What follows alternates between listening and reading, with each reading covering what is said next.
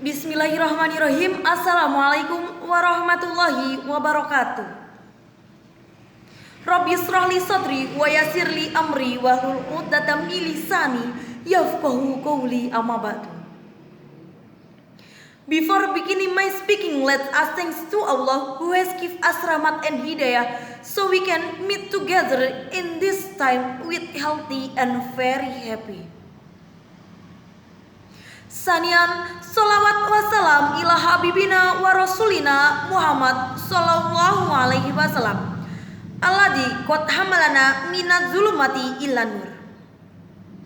Sebelum saya menyampaikan materi pada siang hari ini, izinkanlah saya memperkenalkan diri.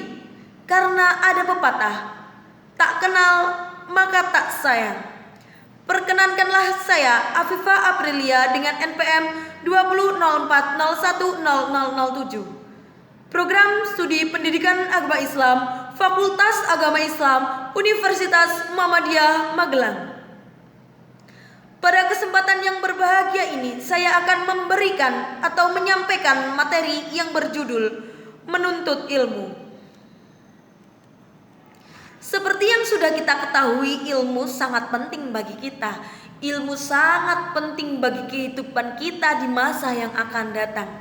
Ilmu sangatlah bermanfaat dan menjembatani semua aspek kehidupan dalam ilmu. Dengan ilmu, hidup akan lebih mudah. Kita akan bahagia. Betul apa betul? Mencari ilmu atau menuntut ilmu merupakan kewajiban bagi semua orang atau semua manusia. Kewajiban yang harus kita lakukan tanpa membeda-bedakan sosial, jenis kelamin maupun umur. Seperti halnya dalam mahfuzat, utlubil ilma minal mahdi ilal lahdi, yang artinya tuntutlah ilmu dari buayan hingga liang lahat. Jadi teman-teman, kita harus menuntut ilmu dari kita masih dalam buayan. Ada yang tahu tidak apa itu buayan? Buayan adalah di mana kita masih digendong oleh ayah maupun ibu kita. Kita menuntut ilmu itu hingga ke liang lahat atau kita meninggalkan dunia ini. Tetapi apa fungsinya jika kita menuntut ilmu tetapi tidak tepat guna ataupun tidak tahu tolak ukur kita sendiri?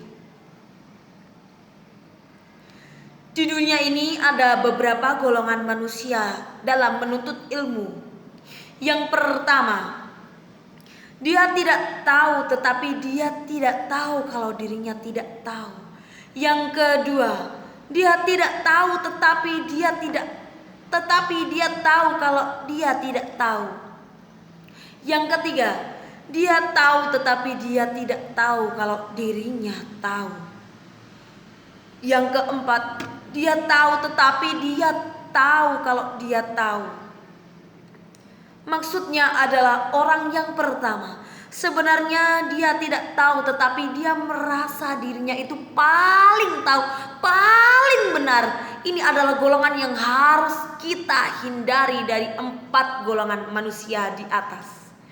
Orang yang kedua, dia sadar jikalau dirinya itu tidak tahu dan terus menuntut ilmu agar dia tahu. Orang yang ketiga, dia tidak tahu bahwasanya dia tahu. Orang yang terakhir atau orang yang keempat, dia tahu kalau dirinya itu tahu apa itu ilmu. Ini adalah golongan yang harus kita ikuti dari golongan-golongan di atas. Ada satu contoh golongan manusia. Dia itu seorang yang pintar, tetapi dia tidak mengetahui atau tidak mengakui jikalau dia pintar. Hayo teman-teman, cerita di atas termasuk golongan orang yang keberapa? Berapa? Benar banget, golongan orang ketiga. Dia tahu tetapi dia tidak tahu kalau dia tahu. Hal yang harus kita lakukan untuk orang di atas yaitu memberitahu kepada dia agar dia tahu kalau dirinya itu mengetahui sesuatu tentang ilmu. Mungkin cukup sekian dari saya, kurang lebihnya mohon maaf. Billahi taufik wal hidayah. Wassalamualaikum warahmatullahi wabarakatuh.